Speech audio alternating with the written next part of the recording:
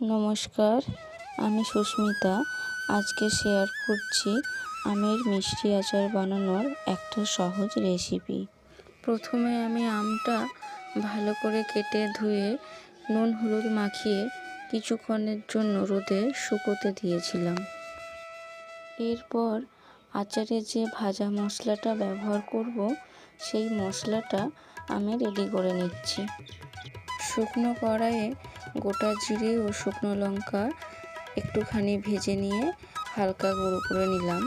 এর মধ্যে আমি একটু গোলমরিচের গুঁড়ো ব্যবহার করেছিলাম। আমার কাছে গোটা ছিল না, তাই গুঁড়োটাই একটু গরম করে নিয়েছিলাম। এরপর কড়াইতে একটু সাদা তেল গরম করে নিয়ে ফোড়নে শুকনো লঙ্কা, তেজপাতা ও গোটা জিরে দিয়ে যখন ফোড়নটা ভাজা হয়ে যাবে সেই সময় আমটা দিয়ে একটু নাড়াচাড়া করে নেব। আমটা খানিকক্ষণ ভেজে নিয়ে চিনি অথবা গুড় দিয়ে আম থেকে জল বেরোনো পর্যন্ত অপেক্ষা করব।